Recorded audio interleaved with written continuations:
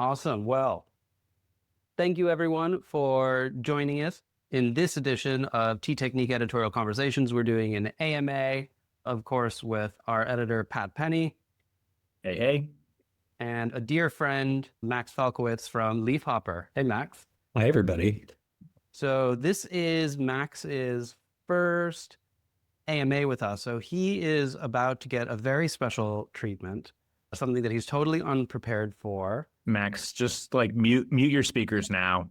It's just mute the speakers now. Yeah, I want to see like what particular cult you've created in this digital space. Oh, it's a strange one. Yes, well, this, I believe, is the first ever Chopin diss track. And the world's not ready for a good reason. Yep. And I'm excited for it. Let's see. See if I can do this with just the sound is what I'm trying to do. When you went to share your screen, I assumed it was going to be the world's first Chopin diss track music video is what I thought was going to happen. Chopin, yeah. Yeah, Chopin diss track music video. Wouldn't that be something? Yeah, like girls in thongs on big piles, like in the warehouse. Just show cakes, just like falling down the shelves. Yeah, yeah. There we go. Okay. Here we go. Let me know what you guys think. Water on the table, fan is on the floor. Broken brick, finger prick from the pulpit. You got wet pile, smell it for a mile. What do we a mountain stacked in a pile? Chempy desire, notching, who are you liar? Shoe stains growing, bad leaf supplier. Tidy table, miss me with that fable. Not good enough for my dim sum table. My cakes are fire, old dried storage takes me high. Got a tongue or two, original 75, 72, perfect for thermos brew, Hong Kong connect, you best respect. Never got these things where auction worthy, you love the flesh. You're drinking Turensis, toast and dank where fungus grows. Got barnyard in the try-hard wooden tray, easy brew, 10 ren, giant shui chabe.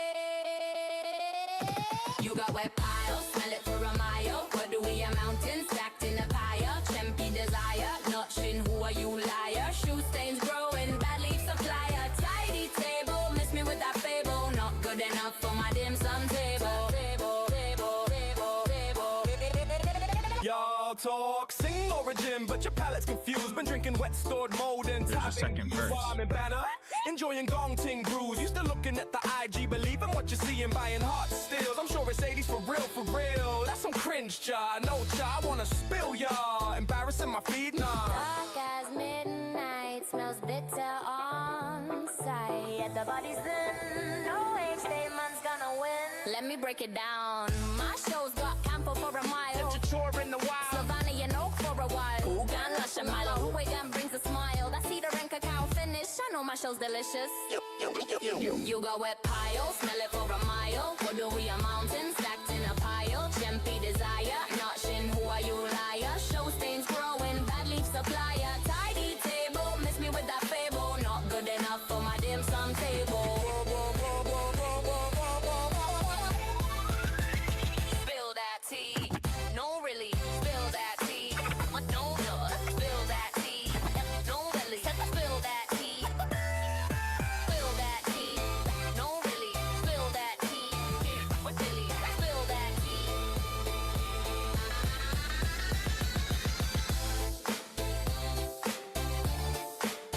Get the fade out.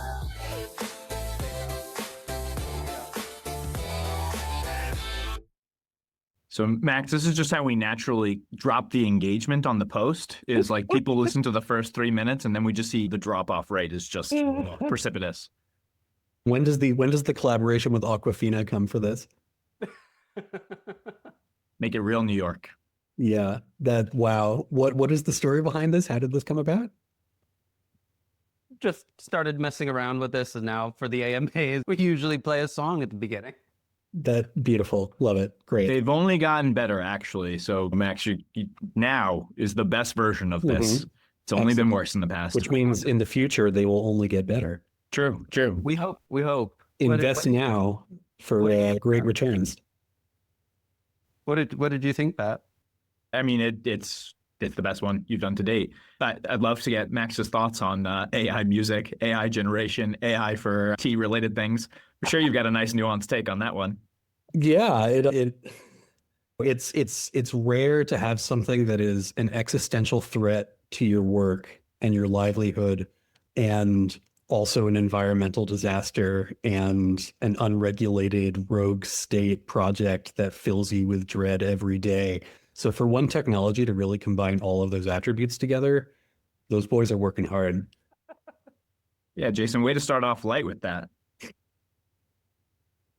I'm going to get my kettle. 1 second. As I Good call. make my AI music and run an AI. Your AI company. Yeah. Using at least 3 water bottles worth of water to make a song about bad shocha. Well, that was inspired by, of course, our recent conversations, Pat, after the Yiwu trip where we were listening to Pan-African jazz funk. I progressed from there to British dub, particularly party dub.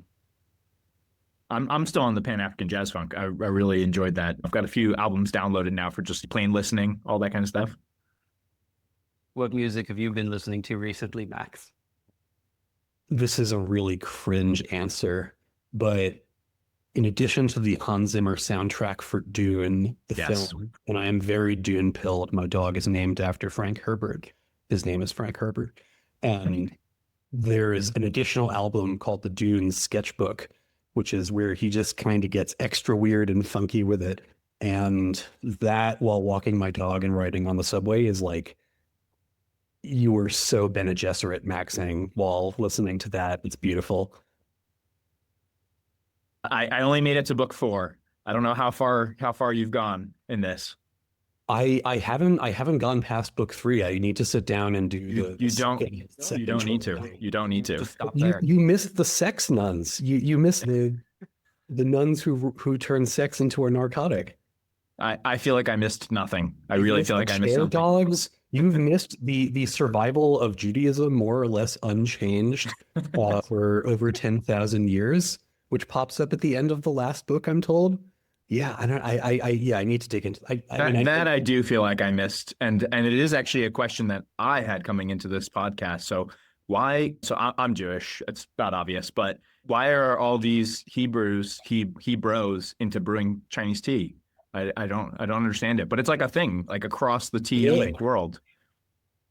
The Jews are interested in tea. The Jews are into Chinese tea. Yeah, interesting. I mean, there's maybe this is an extension of the great affinity that Jewish and Chinese cultures have for each other.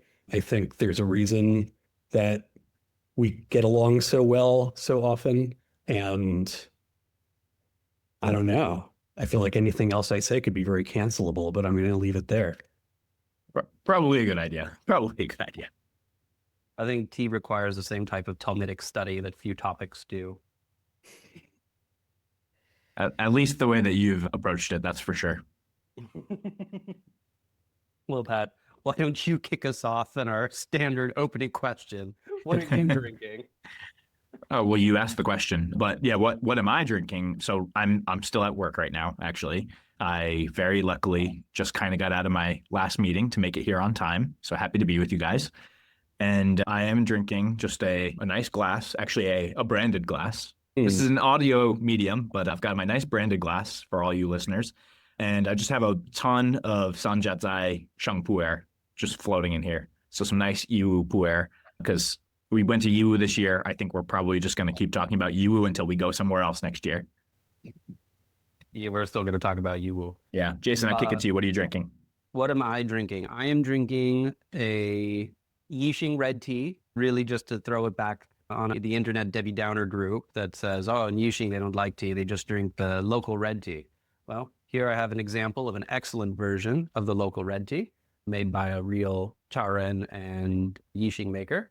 And I am pairing that with a nice glass of Cardinal Mendoza Gran Solara Reserva Spanish brandy.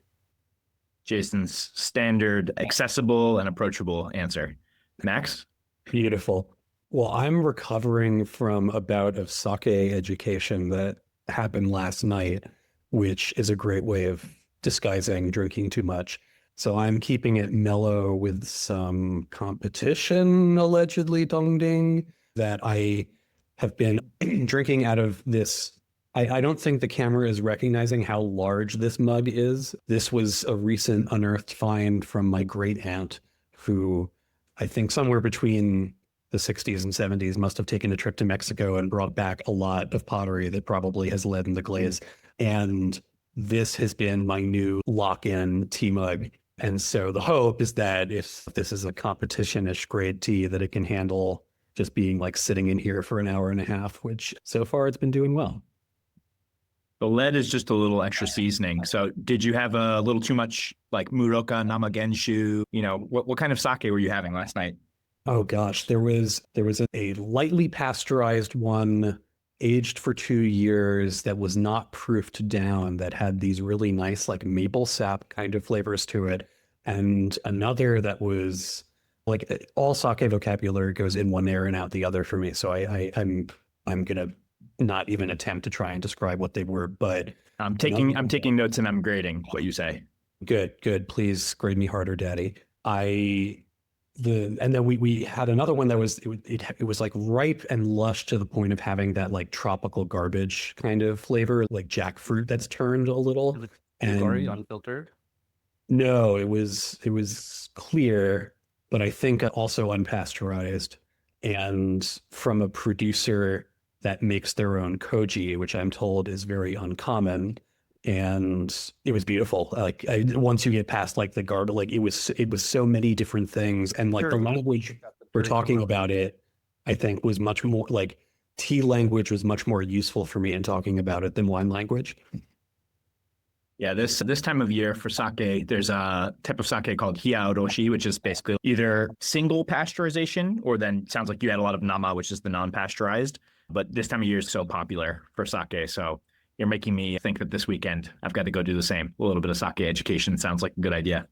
Yeah, I highly recommend. A tea friend of mine named Jenny Eagleton has gone very deep down the sake rabbit hole and is doing trainings and education about it. And so we have a good tea for sake samples and educational exchange. I need those kind of friends. That's really what I feel like I'm missing over here in Seattle. Yeah, I also recommend getting a cheese rabbi if you can, and then getting him hooked on tea, because then you definitely win the value proposition of that. Because there's only like, you can give them a 10-gram sample of tea and they're thrilled, and you get back like a half-pound wheel of cheese. And fair trade. Jason and I had a beer rabbi in college. So how different is a cheese rabbi and a beer rabbi, you think? If like a few things happened differently in his life, he would totally be a craft beer guy. So I think basically same person. Yeah. He probably went through the phase. Everyone went through it's a And up and down thing. We're all drinking lagers now, right? Like just Coors Light across the board. Early 20s. I'm not even drinking beer anymore. I'm on pure spirits now. Yeah, what I want 4 ounces of beer, and then that is enough beer for me. Unless I'm like pounding a Guinness after a really shitty day, but like 4 ounces of a good sour is like perfect. And then get me some pickles. Oh, pickles all the way. Yeah, a little taster is all I need anymore. So this is a pretty TeaTechnique AMA standard. We're like 20 minutes into the conversation. We haven't addressed audience comment yet at all. So I'm gonna shift gears a little bit, and we're gonna address some questions that we got submitted. So Jason, you sent me a few that I think we got through email.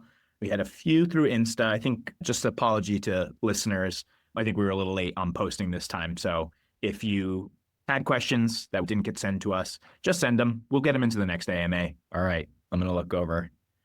Well, this is one that we kind of end up addressing a lot anyway, so this is an easy one. But Jason, recent changes to your brewing practice or biggest changes? We kind of address this every time we come back from like a trip, but Max, I'd love to hear from you as well, since maybe you don't have the same kind of like trip cadence that we have. What's something that's changed in your brewing practice of late?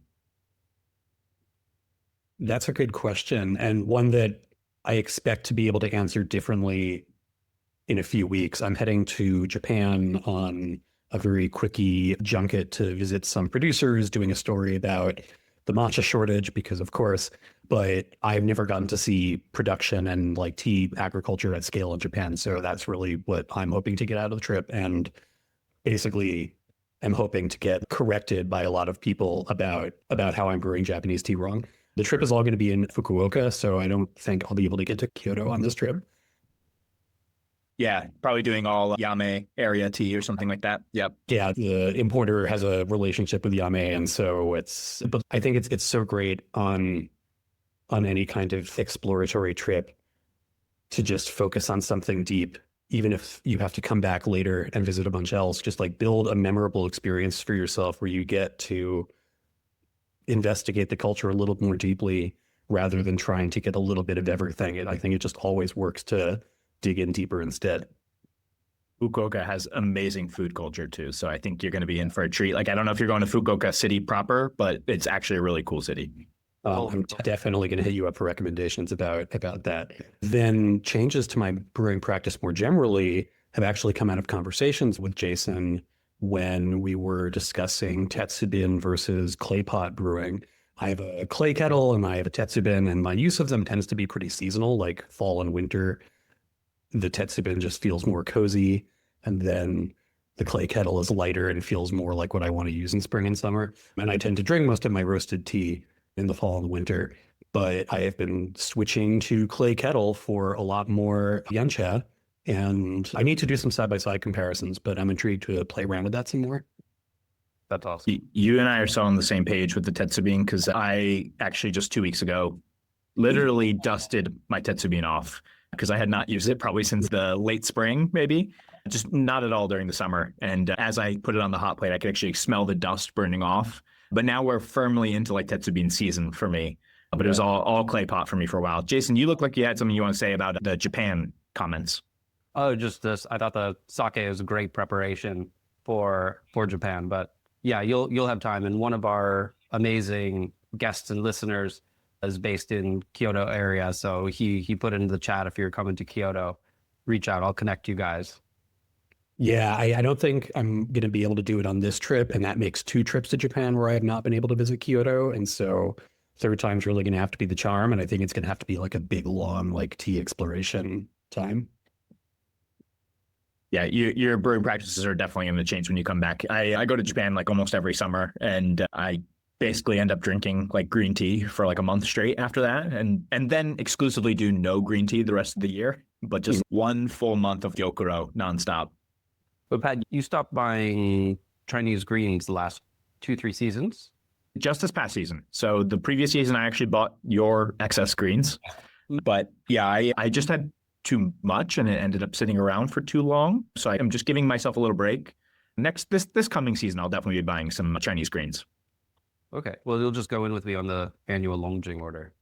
Sounds good. I drink 1 month of green tea every year. I buy my top grade Longjing for reasons that are non-monetary.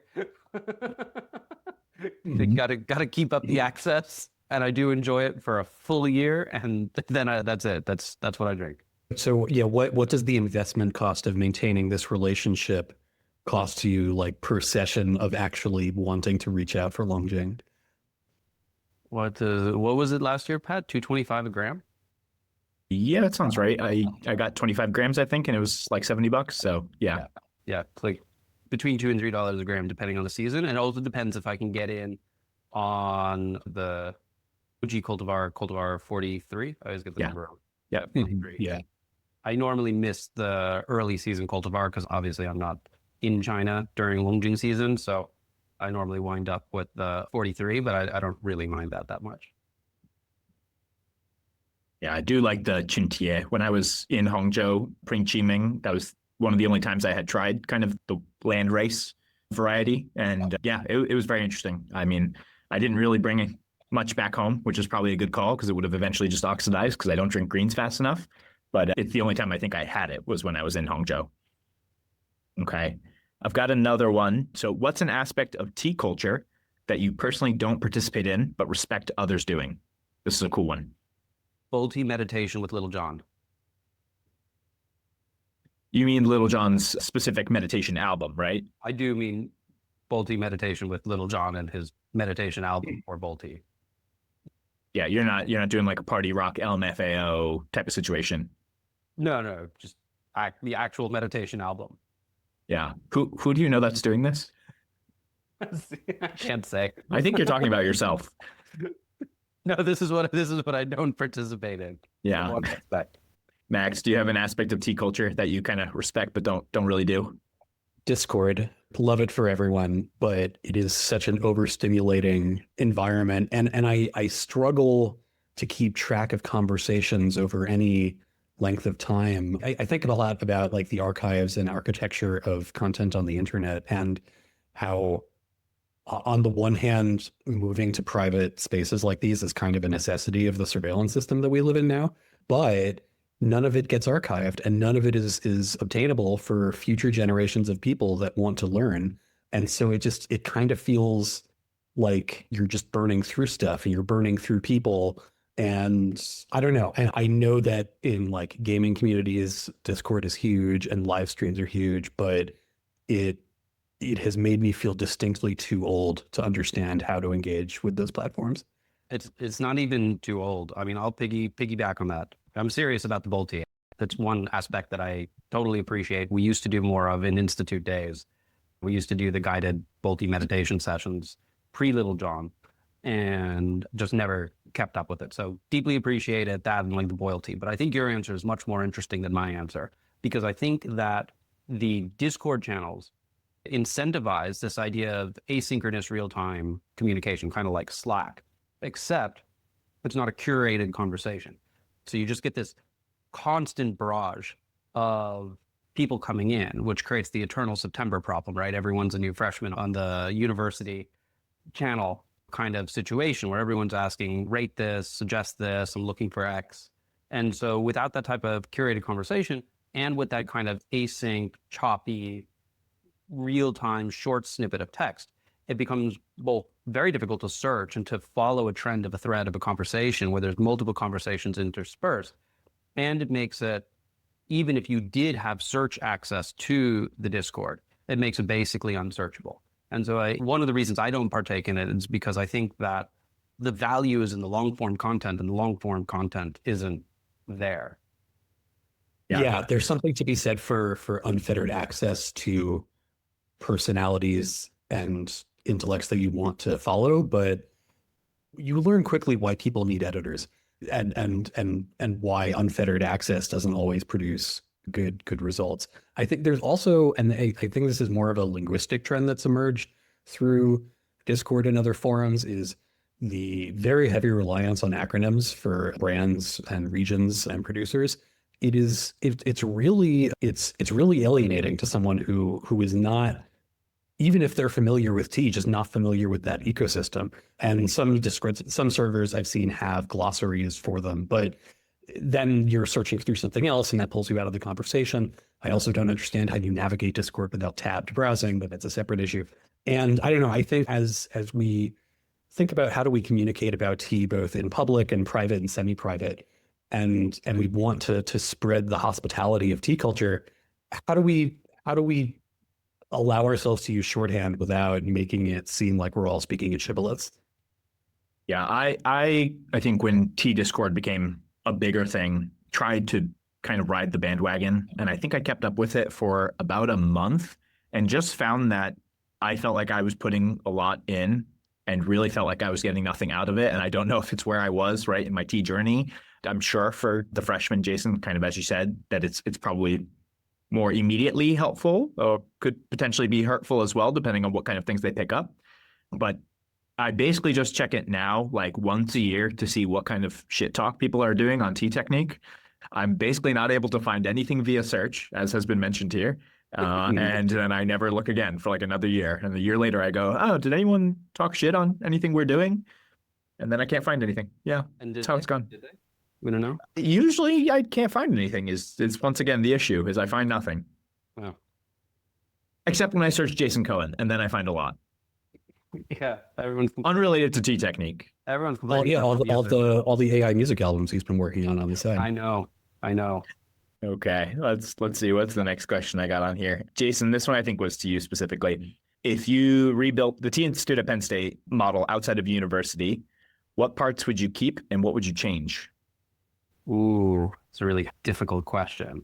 So the way the institute was organized is we had the operational team, right? The exec team that had various marketing, recruitment, and other types of tea house management and librarian, those types of positions. But then the way that the not yet institute members, the students were taught was through what we call lineages. So you had a lineage head, and a lineage head would take on a certain number of students, and those students would come to the lectures once a week, and then they would do lineage hands-on educational brewing the rest of the time. And then they would take the test in order to test into the institute and unlock a bunch of opportunities. So it depends how big it is, right? If you, in Chinese tea, you don't really see a lot of schools like that. You don't really see the Japanese Iamoto system with the head guy and the disciples, and then everything goes down the chain and who's allowed to teach.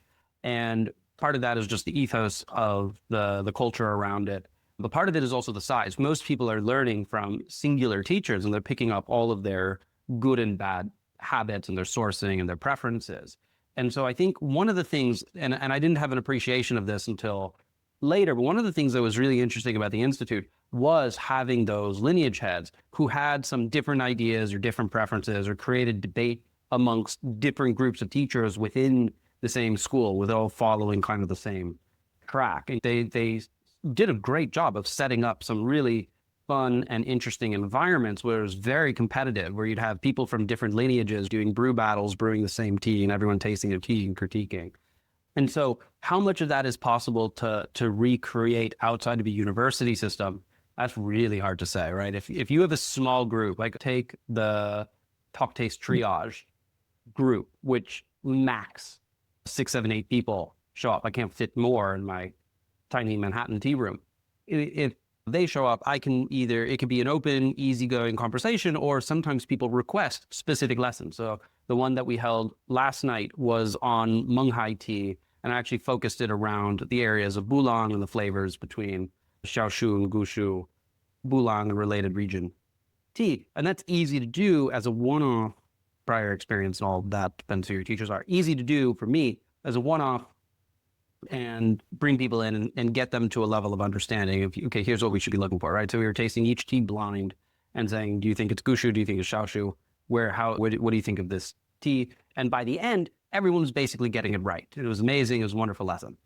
Is there a way to scale that? Is there a way to do that in a constructive lineage setting? I don't know. I don't really focus, as a detriment to myself, I don't really focus on beginner education anymore. I've left that to other people that are much friendlier than I am.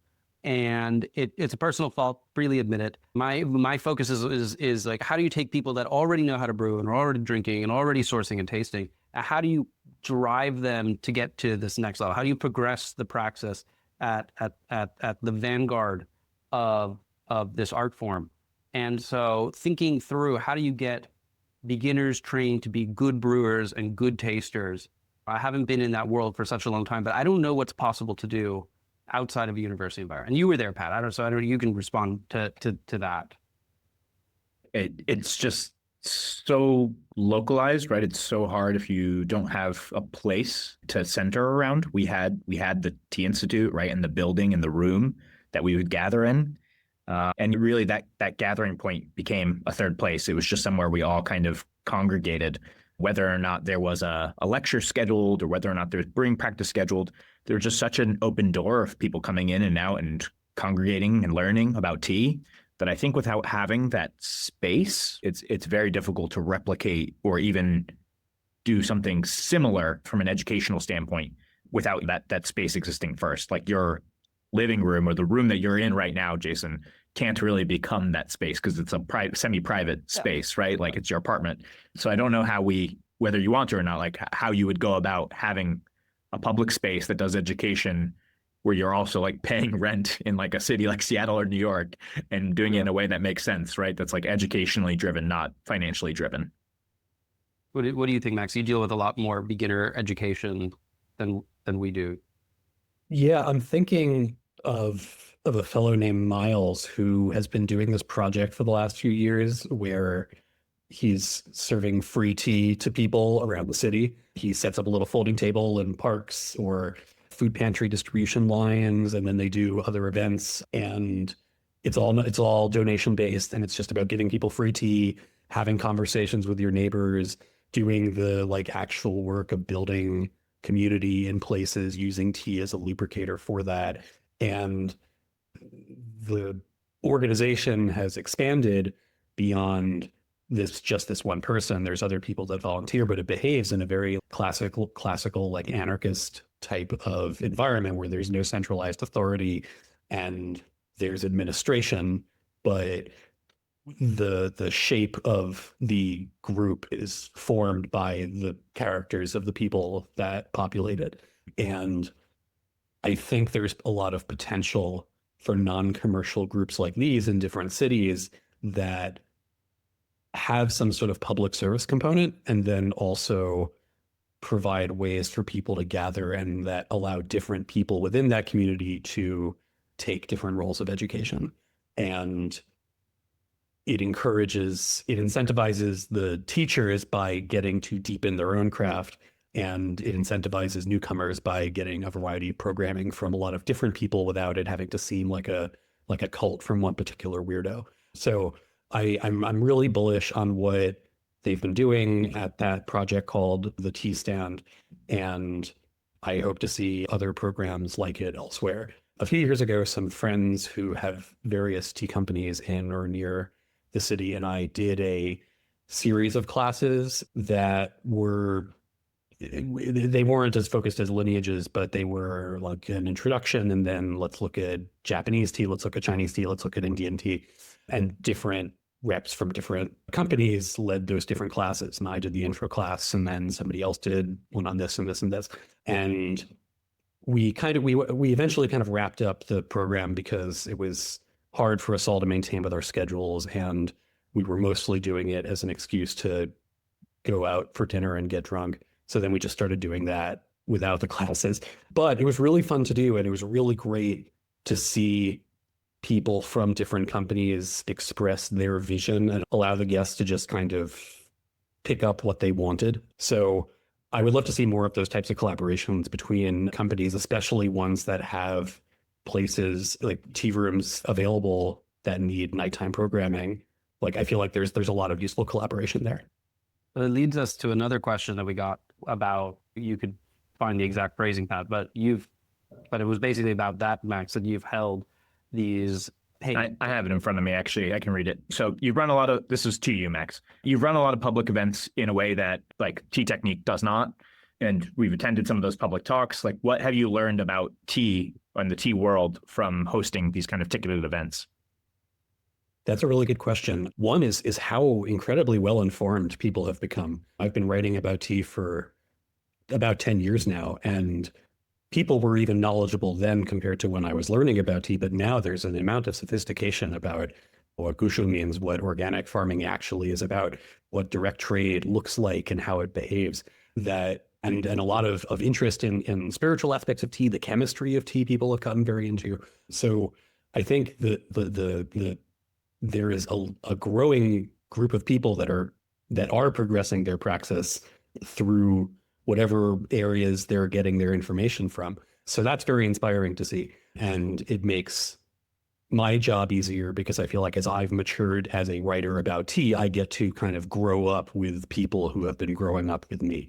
So that's been my biggest impression from different talks. And then otherwise, how once you strip away a lot of the language of tea, people get it pretty quickly. Like what Jason was describing with discriminating young bush from old bush tea, people can get it pretty quickly. I recently did an event with this art nonprofit that was hosting a show with a visual artist who does, they're kind of like light bright installations, but about capitalism, etc.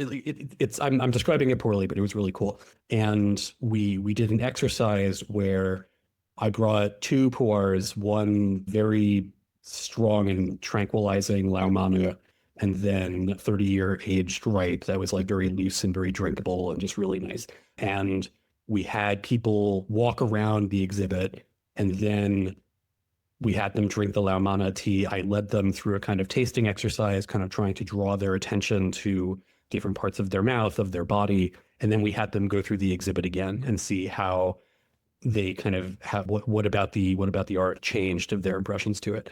The responses that we got were fascinating. People were really into it. They were picking up on the somatic effects of the tea that we were kind of seeding them for, but they were describing their sensations in an articulate enough way that it seemed genuine to me. And I using this medium of art as a kind of focusing lens for looking at tea and vice versa, I was excited about the event going in, but I was very pleased with how it went afterwards, and want to try and do more projects like that, just to get people to stop having to worry about what words they can articulate and more develop an intuition for what you're feeling and drinking. I don't think I ever go to a museum and see art without having tea. I feel like now I need to do the opposite. Go with no stimulus to like see an art exhibit and then see how do I feel differently about it after then coming back with stimulus. I feel like I've always got like a thermos with me and I'm just like chugging tea as I'm looking at art. Yeah. I had an English teacher in high school who recommended that we read this one book every 10 years of our life to see how we relate to it differently as we progress. And I haven't taken him up on it, but thinking about it, I think about that book and it does different aspects of it hit differently as I get older. I think like more occasions to have a regular interaction with something where you were in different states could be really fun.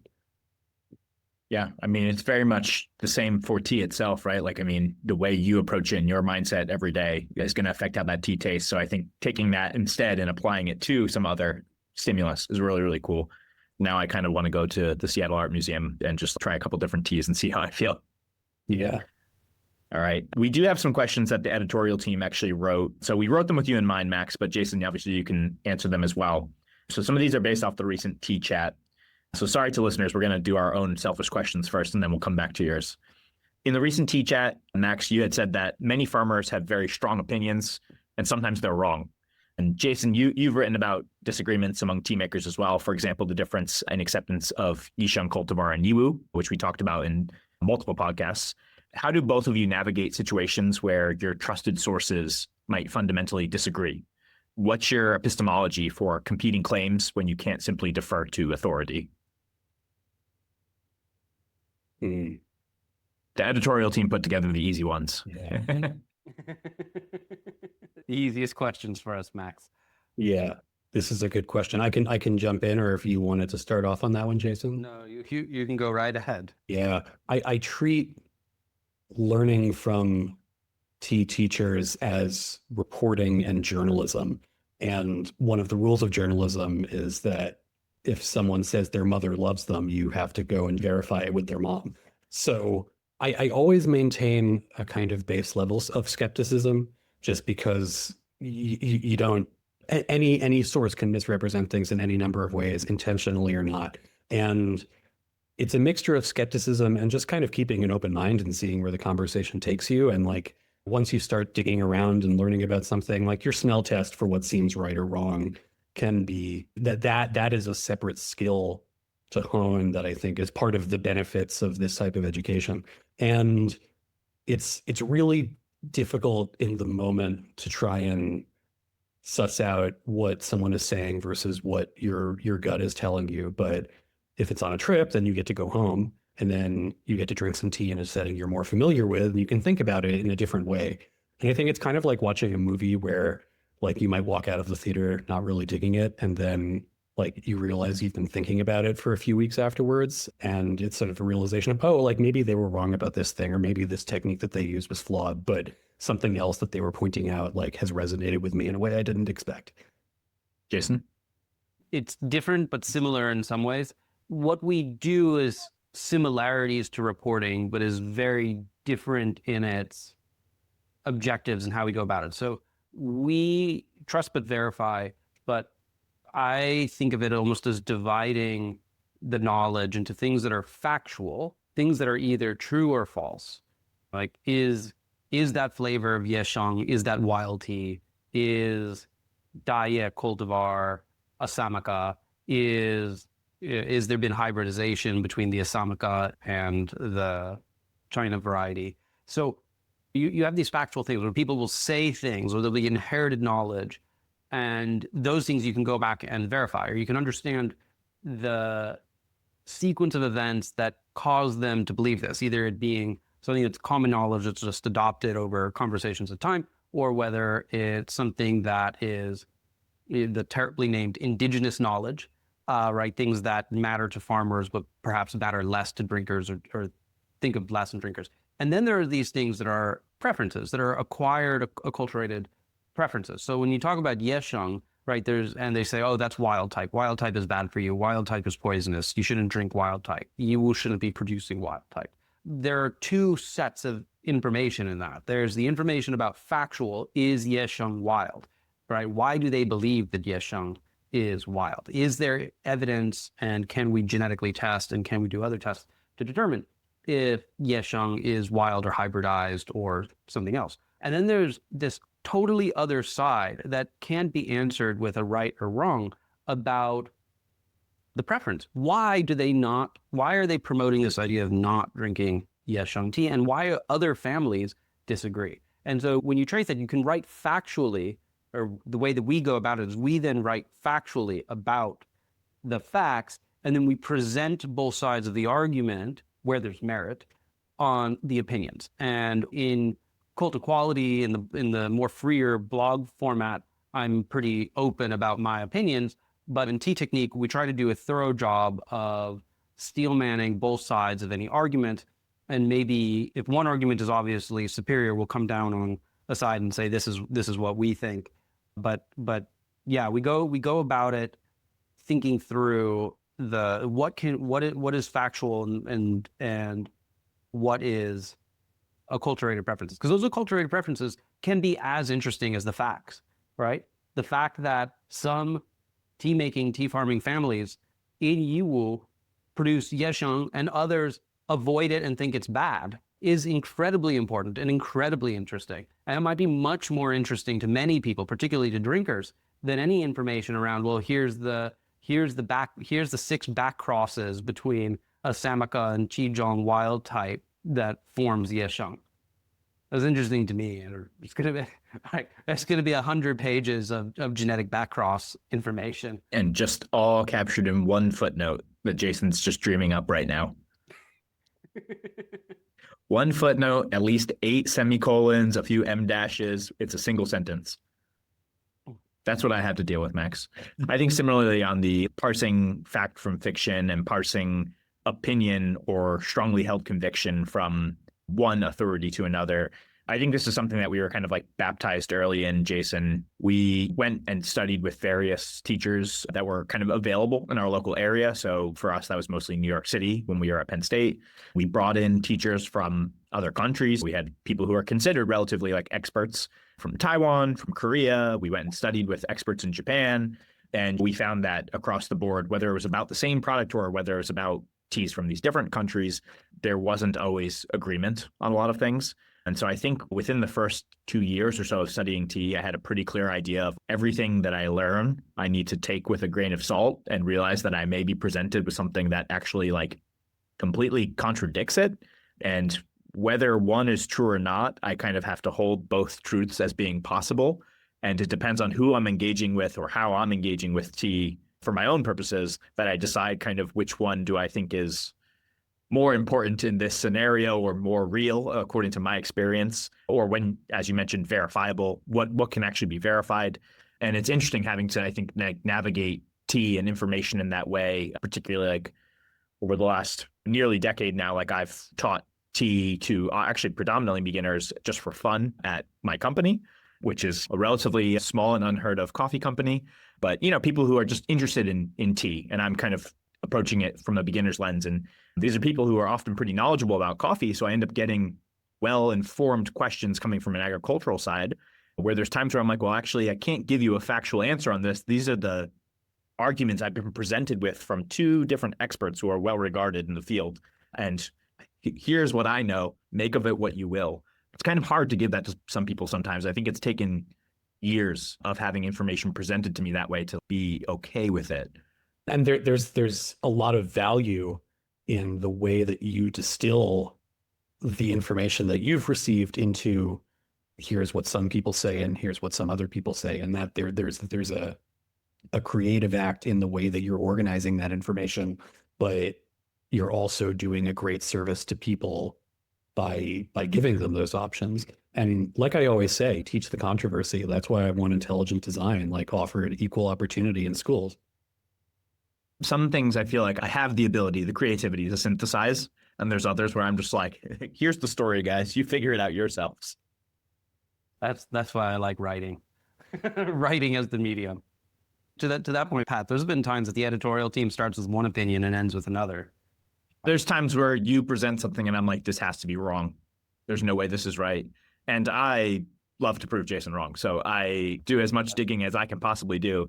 And unfortunately, there's times where I have to admit that he's right. And it's greater than 50-50. You do your research. But, the few moments where I get to point something out and say, well, I don't think you took into account this are pretty satisfying. That's the role of the editorial team. We wouldn't be here and we wouldn't be doing this work without that type of rigorous background research and fact checking. Well, thank you to the editorial team for putting together that nice, easy softball question.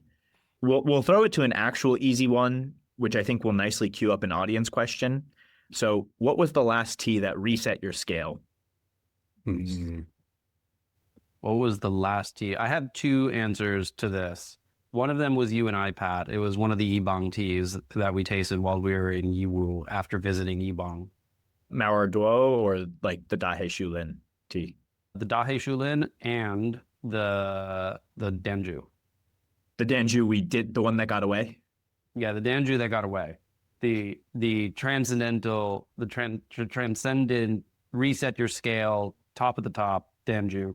The Danju where we went, can we buy 100 grams? And they were like, it's all or nothing. And we were like, oh, buy the harvest. Yeah. And I was so close to just saying, okay, it'll be my tea budget for the year. But then I know myself well enough to know that meant it would have been my tea budget for the month. And I was going to Wuyi after that and had some other spots. So it was time to take out a loan. It was painful. Look, your wife understands. She's a supporter in your endeavors. I'm not married yet. Good, then you're not sharing finances. Then just do it. Do it now. No. I think Jason has a bit of a sugar mama situation going on. So I don't think Nancy wants you spending that kind of budget. I mean, I don't think I want to be spending that kind of budget, but it is painful. That is one that got away. And then the other one, which I guess you haven't had yet, Pat, is I had some Wuyi red tea that is on an entirely different planet, like off market. Yeah. Standard Jason Cohen, super accessible product. You did tell me that you would sell me some of it though once you got it, right? I will. Okay. Thank you. Max, how about for you? This isn't a new drink, but I have been reevaluating the category recently. I've been cupping a lot of Luan and just trying to learn more about it because it's a category of tea I really enjoy, and there's so little on it that it feels like treasure hunting. And I have a few baskets that I like to drink through, and then a collector friend who specializes in vintage teaware shared some allegedly 70s Luan that is probably in the $3 a gram range. And it just kind of broke me. Like all the other stuff just tastes like a shadow of what it should now. And I after some like period of grieving, I can still drink the baskets that I have and enjoy them. But when I hit it big on some project, I think like some really expensive Luan is in my future. That is a very left field answer. Yeah, we're talking over here about Yiwu Puer, Wuyi Yancha, Wuyi Reds, right? Luan was not what I expected either. But I mean, it's amazing. I think tea from any category can show you heartbreak, can just show you what is out there and what you don't have. I have a Luan basket that I like never touch. I think I've touched it once every 6 to 8 years since I acquired it. Like a 1993 Malaysia stored basket. I bought it in China, but it went to Malaysia, it came back, and then collector acquisition. But anyway, come over anytime. I am happy to break it out. It'll be the first time in probably 8 years that I have looked at that basket. Oh yeah, people should drink more Luan, and I think especially people that are like Show Pu'er fans should. There's a lot for them to really enjoy about it. I think, Jason, beyond the one that got away, the Yibang Danju, I think for me, coming out of a similar time period on that trip, when we went to Kunming, we had a 1950s Lu Bao with a vendor and now friend. And he also sent us home with some dust from the bottom of that Lu Bao bin. So he's like, all right, we're almost at the bottom, basically, of the basket. Here you guys go. Here's 20 grams of dust. Throw it in a tea bag and enjoy. And obviously, the tea itself was scale resetting. But when we flew home, and actually now basically every time I fly, I throw like a gram of that dust into a small 200 milliliter thermos and just hit it with boiling water and let it sit for like hours. And I mean, that sitting on a plane and just like drinking 2 or 3 cups of that Lu Bao just changes the entire plane ride. Like I am flying on another plane of existence, just on Lu Bao dust fumes. And every time that resets my expectations for body feel and all of that for a tea experience. That's amazing. I haven't actually touched that dust yet, but I will say that I love Lu Bao. So I think Luan is kind of left field stuff, but Lu Bao is my Sunday morning dim sum tea. I have a Ongi teapot, a Korean ware from Ongi Master, the Pat and I made some ceramics with. And I take that. Is it your elephant pot or the one that, not the one you made? It's not the elephant pot. It's not the one that I made. That is in my mother's possession. Okay. Yes, I know the other pot.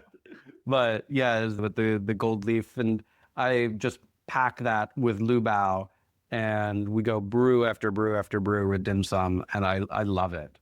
I like Lu Bao, I think, a lot more than Show Pu'er.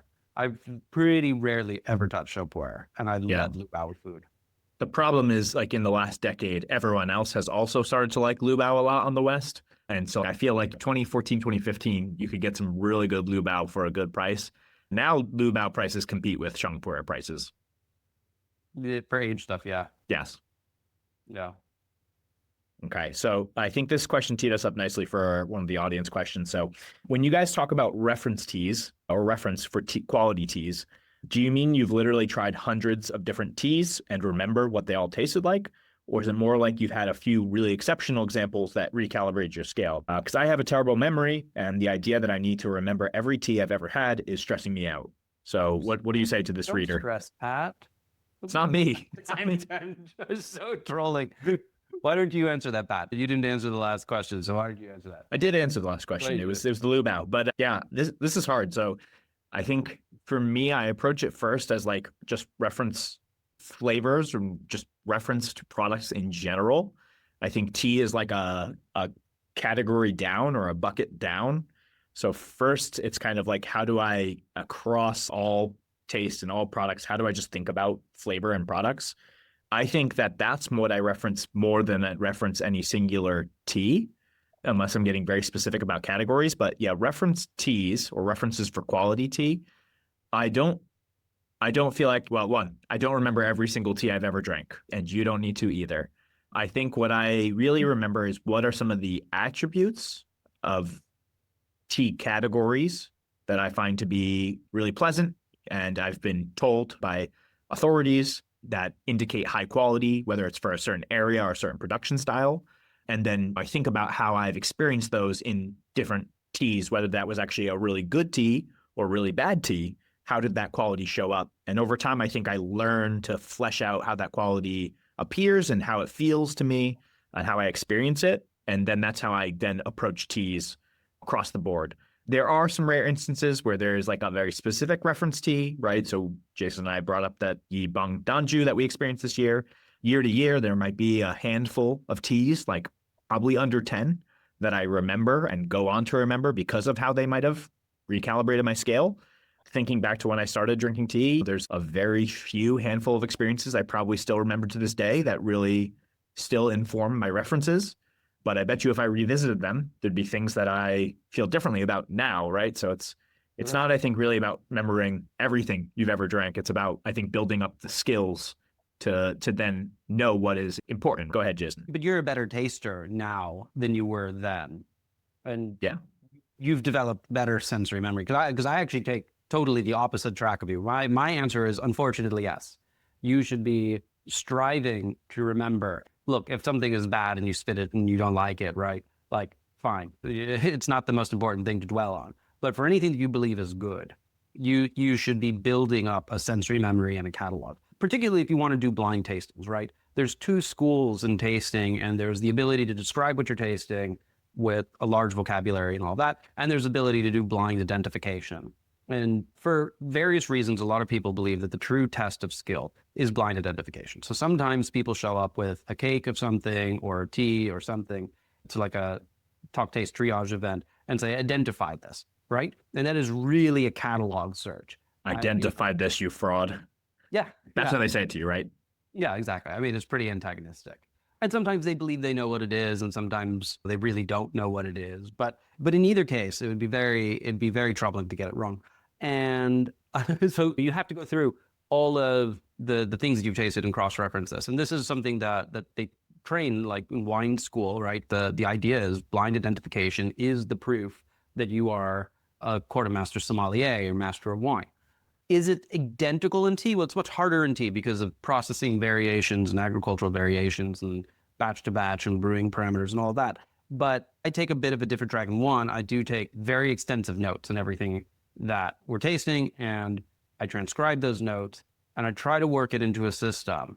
But beyond that, even without the notes, the sensory memory is there. You should be able to sip something blind and recall, this is similar to these things for these reasons, which indicates this aspects.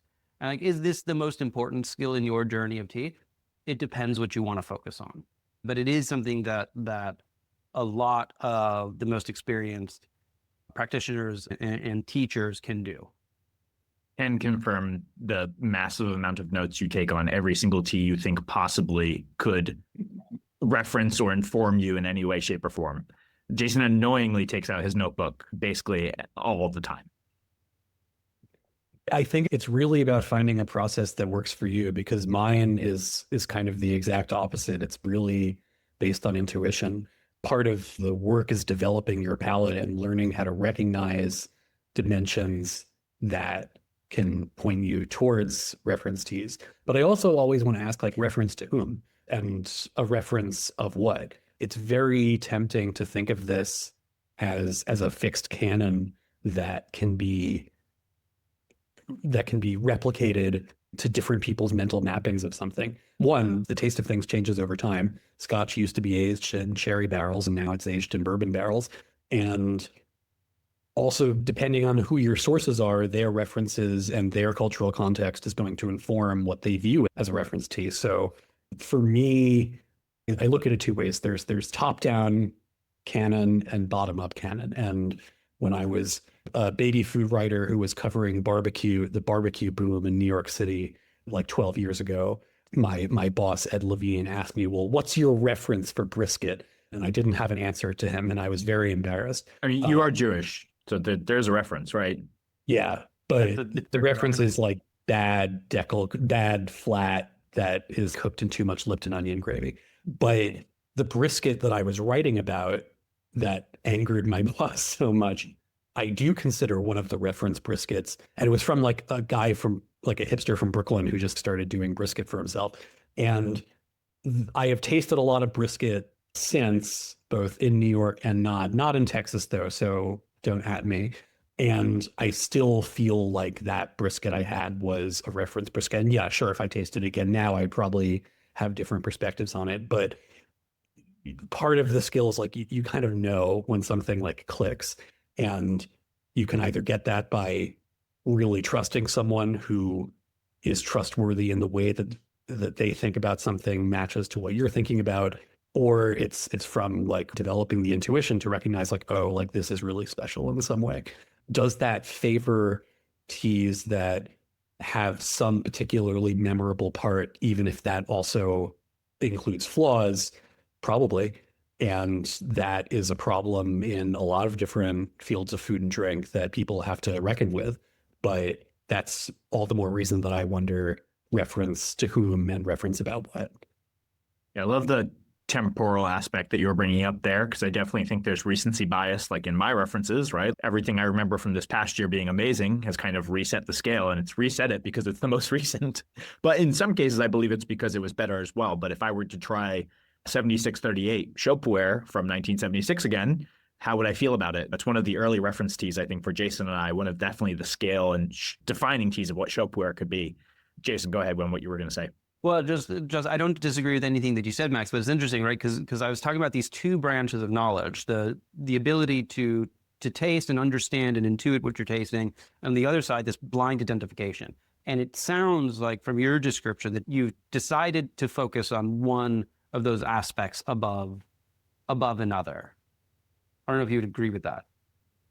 I try to pay attention to both, and I think blind identification is important for all of the reasons that you say, and there's a reason it is the standard for wine schools, for cheesemonger competitions. I just think personally I would probably be pretty bad at it, and have accepted that as kind of a limitation for me, but also part of what I try to do as a writer is be like professionally dumb so that I can learn from people who are smarter than me and know more than me. So like part of it is that's kind of like my shtick.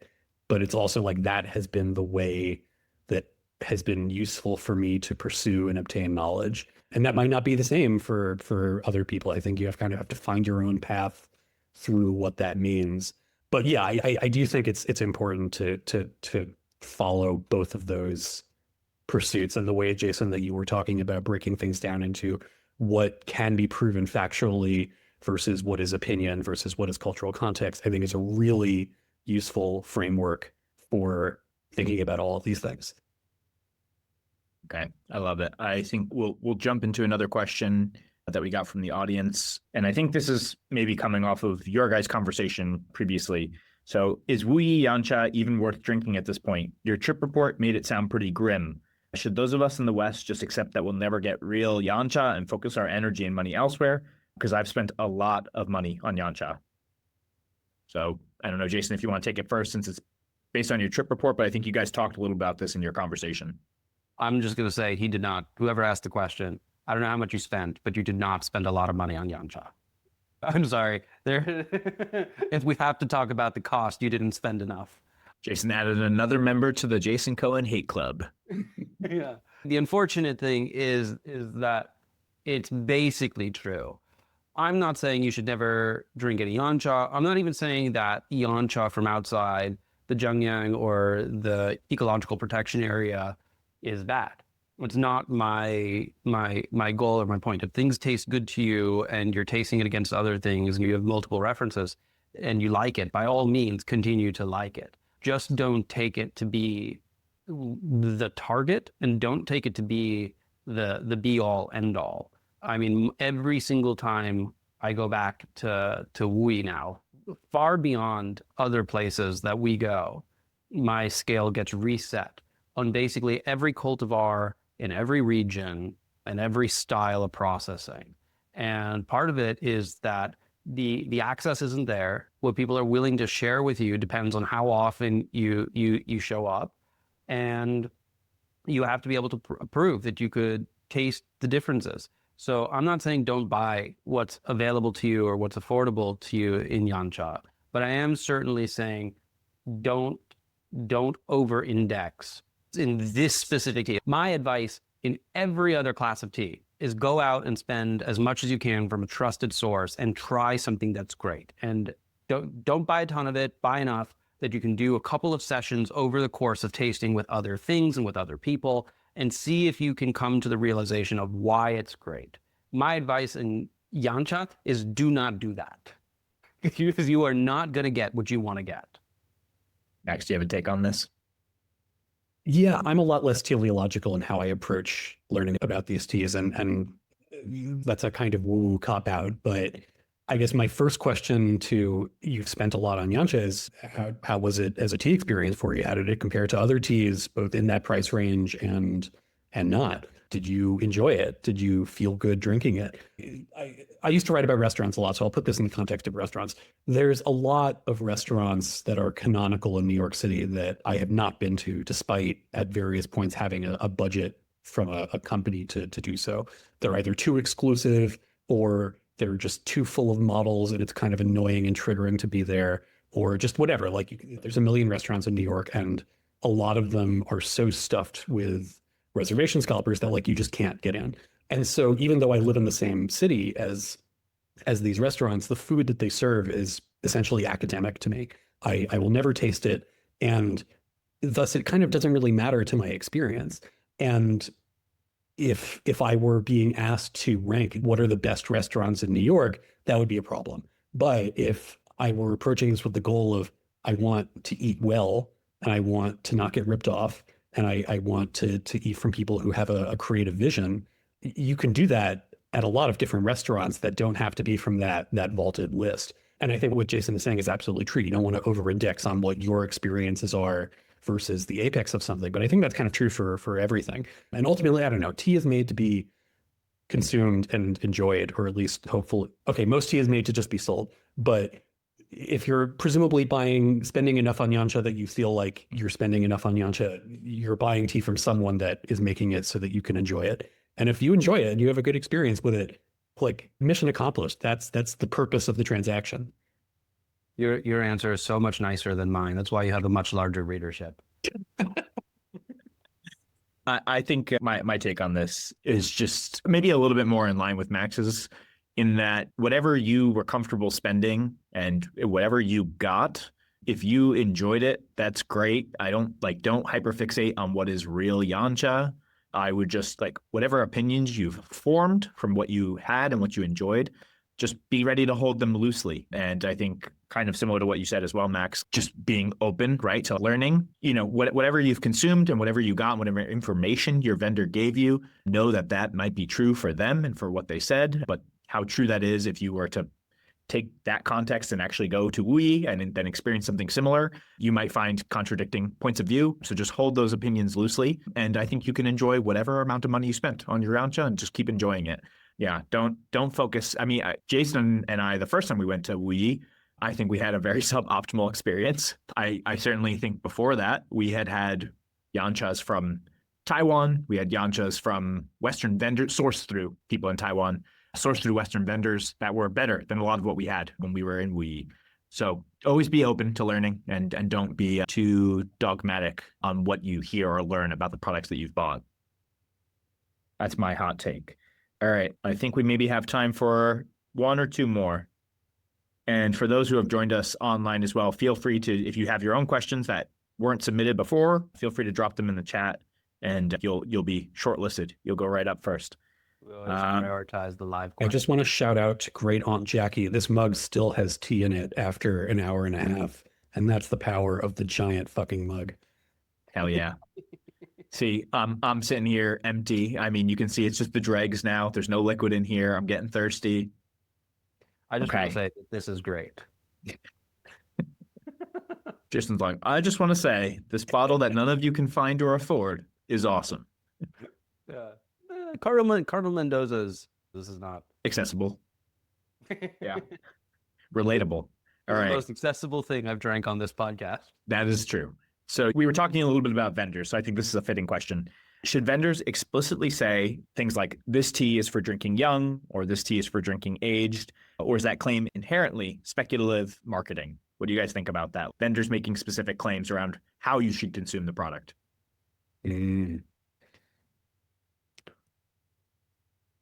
I think it depends on the vendor and it depends on your vibe about them. There are some people that I would trust to say, hold off on this for a bit, but I am skeptical of someone who is selling tea that is not ready to be drunk at the point of sale. Why are you not? Yes, it's expensive to keep aging that tea, but why are you selling it before it's ready? Like in cheese, like affinage is a very important part of the process. And like, why would you sell a wheel of brie before it's fully mature or before it's at enough of a ripeness that it will keep maturing in someone's fridge without going bad? So I don't know. And I think it's a useful heuristic if you're saying like, okay, I want some tea that I know will still like be good in 10 years or something. But I think that really has to be a choice that you make with your gut. I like that answer. I actually took this question almost the opposite way. I'd be totally fine with someone saying like, don't age this. Drink this now, drink this fresh. Do not age this. Don't let this sit. But I totally agree with you, Max. I don't know if I would trust the idea of someone saying, buy this, it's not good right now, but give it 5 years. Yeah. I like what you're saying too, Jason. And I think it is very compelling when a puer-focused seller says, drink this right now. That does typically get my attention and say, oh, like they probably, because of all of the speculative value that comes from saying it's ageable, to hear them say, drink this now feels very telling. Yeah, I don't know that I have anything to add on that. I do feel like in any other product category, if someone says consume now, you consume now, you don't think about it. Very few things I think are like puer, where we've placed such a value on what it might become or what it could become with no real evidence of how it's actually going to become, particularly in your storage environment. So if someone were to say, yeah, don't drink this for 10 years, that's a great business model for them. They could go ahead, sell a ton of it and become untraceable. They just drop their business, never find a way to contact them. And then in 10 years, the tea's horrible and you've got no one to complain about it to except yourself. So yeah, I think I'm totally in line with what you guys were saying.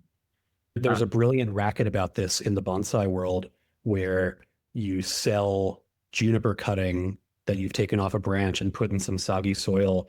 And juniper trees take 3 or 4 weeks to announce to you that they're dead, which is just long enough for the purchaser to think that the destined to die juniper's death is their fault. And then they go out and buy another tree and then that one dies. And it's a great business model if you want to sell snake oil. And I don't know if there's a similarly self-destructing analog for tea, but now I want to see if there is one. Maybe, because I think often people will not let their teas get through storage shock. They might have had a sample, they get a tea shipped to them, they take it, they taste it the first time and they go, this isn't really what I remember drinking. And it's not so much that they go out and buy another one then and there, but they probably do go and buy more tea because they're not liking what they're drinking. Storage shock is real. Even humidity shocks are real. I mean, my storage is pretty well regulated humidity, but even I just the other day put my nose in one of the tea containers and smelled a little damp, a little off, a little Hong Kong. And so it looked at my RH meter, is a little high, it's closer to 80 versus which is not really all that high compared to Taiwan, Hong Kong storage, but certainly had a little bit of that aroma. Aired it, came back, gave it a sniff the next day. Fine. Exactly the smell that I expected. But the interesting thing, right, if I had tasted it that day, if I had pulled a tea and tasted it that day, particularly if I didn't rinse, brewed heavy, I would have thought, oh, my tea is bad, right? It's fine. Took a day, needed to RH regulate. But those types of things are real. Okay. I've got one more, and then Jason, if there's anything that you want to touch upon at the end, you can go ahead and do that. This one I think is a little bit more to you, Jason, but the TeaTechnique change logs show a burst of writing following the research trips. What workflow do you follow to convert field notes or primary sources into books or posts? And actually, this might be a good opportunity to apologize for delays in content publishing. Go for it. Yeah. The amount of work that goes into writing TeaTechnique is a little unreal. I've said this before on the podcast. I have to do my writing first thing in the morning, or it's very difficult to do any writing that day. And Pat was mentioning the amount of notes that I take. I usually fill a notebook on every trip and sometimes every area in a trip. And those notes get transcribed. They're not just notes in a notebook. They then get cross-referenced with the other editors on the trip's notes. And then those notes get then turned into expanded notes or ideas that are going to be written about in the book. And then they get cross-referenced with tasting notes, which are taken separately from information notes. And then they get cross-references with past things. So this builds, 30, 40 pages of notes can turn into 100 pages of draft material, which is all then going to be re-edited, written into the book and then re-copy checked and re-edited. And so that happens before you can even get to the point of writing a chapter and having the editorial team review it and fact check it and copy edit it and all of that. So it is I mean, these books, we didn't think of this at the time, but these books have turned into 3 to 5 year projects. And any apologies you want to add to the readership for recent delays or anything? Yeah, well, the recent chapters have been like 25 plus pages each. So that's a little bit of a longer publication schedule than our standard 10 to 15 page chapter. Okay, so I know we're at like 5:30. First, Max, anything you wanted to kind of add on to like field notes and the like? And then after that, Jason, I'll have you do closing words. Yeah, I'll say it's really helpful to have deadlines from people who are paying you in order to get your shit together. But the post-trip digestion of what you've accumulated is, for me, a crucial part of the process. Everything is so new and fresh when you're experiencing it. And then you kind of need to think about it. And as you're doing bits of research, different aspects of the trip come into focus, and you realize, oh, this is a part of the story that I need to report on more. So the digestion winds up shaping the post-visit reporting about something. But yeah, without a regular deadline, either for myself on Leafhopper or with editors, it would be a much more difficult process for me. So I don't envy you guys and the task that you've set for yourselves. I think we're only like just figuring out how to do like good field copy and good field, I'm going to say quote unquote reporting, but note taking. It was only this past year that Jason and I started using like recording on our phones to take notes. Prior to that, it was like everything. We're in a tea field on a mountain hiking and have our notebooks out taking notes. And then somehow that has to be legible enough that like when we transcribe it, we actually get the information right. I think this year, finally, we were like, let's just say some of this into a phone. Like that's got to be easier. That works pretty well. The other one that we were really bad at sometimes is knowing where we took a photo. Like we took this photo, we know what it is looking at it, but we don't know exactly where it is, or we don't. Was this Manja or Gadung? Where were we? Yeah, like why did we take these two ones side by side? There's something different about these two trees. Now what we do is we take the photo, we actually just type out what the photo is on a copy of the photo on the phone.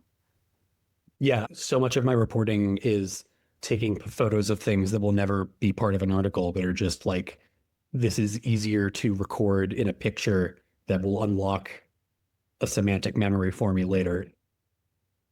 Yeah, I think this is where we have a lot of learning. So Max, we'll take all the hints and tips and tricks because we're still, as I said, we just started recording on our phones last year. So I think there's a few tricks for us coming up.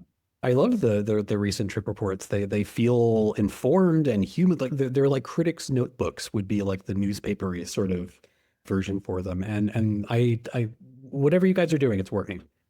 Thank you. All right, Jason, pass it your way.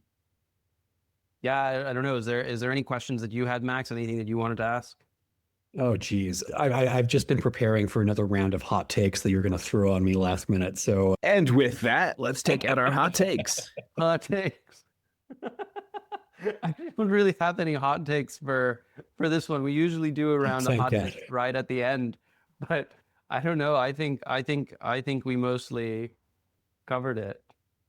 Yeah. For anyone whose questions we missed, sorry, but I mean, feel free to resubmit at any time. Even if we don't have an AMA, you can actually just send us questions. We will answer them. Depending on the length of your question, it might take longer to answer. We did actually have one that I'll throw in here at the end, Jason. We did get a question on Instagram. What does it take to join a TeaTechnique research trip? Yeah. Luck, skill. So you're not sending out an open invite? No, there's not an open invite. I mean, there's places where it'd be easy to meet with us. If you want to hang out in Taipei while we're in Taipei, if you want to hang out in somewhere like Kunming, Shanghai, Guangzhou, these are areas where there are tea houses where we have good contacts, where we can easily go out for tea and have a nice time together. Going on these actual research trips, one of the reasons that people meet with us that are willing to say what they're willing to say is and give us this information and share these references. One, because they know that we're not selling anything. Our work is fully knowledge, very academic. But the other thing is they know that if they don't want it on the record, the information won't be attributed. We don't say names. We don't say X person said this and Y person said this, and we agree with X and Y is wrong because that's not our game. We learn from many different people. We try to synthesize the knowledge in a way that it can be presented publicly, right? Where it's verifiable. You could look at the way that we went about proving it, but it's not, these people said these things. And so that's one of the reasons that people are willing to meet with us. So it's not so easy to say like, oh, can I come on a trip, right? We've built up this trust over more than a decade now of this type of progressive work. And it's not people, even visitors who go to buy tea have a very different experience than what we're getting when we sit down with the notebooks and say, we are planning to write a book about this topic, right? Let's start from the beginning. So I think in summary, we'd love to meet with you, just like not like in Yiwu Village. It'd be more like, let's meet somewhere we can go to some tea houses together. Yeah. Which will still make great contacts. We love our tea houses. And we love our readership. So thank you for sending in the question. Yes. Yeah, we do want to meet you. just not in Nulandkong. Yeah. I'll tell you, there's a lot less cool places for us to drink beer and have shao kao in all these areas than there is in the cities. So let's go to the city, have some tea, eat some good food. It'll be a better experience. Yeah.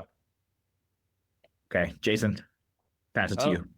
That's amazing. Thank you, everyone, for joining us in this edition of TeaTechnique Editorial Conversations. Particularly, thank you to everyone who submitted questions, everyone who joined us for the live event. This will be posted on YouTube and all of our channels and on podcasts. And particularly, thank you, Max, for joining us. You've now done 2 of these live sessions where we put you in the hot seat, and it's been amazing. It's been really great to be here. It's great interacting with your flavor of nerddom and to be a sick little freaky tea pervert with you all. So I'm grateful to be here, and these are fun. We should do more of these in the future. The only way to describe it, durian flavor of tea, nerddom. That's us. And that, I'm going to leave us out.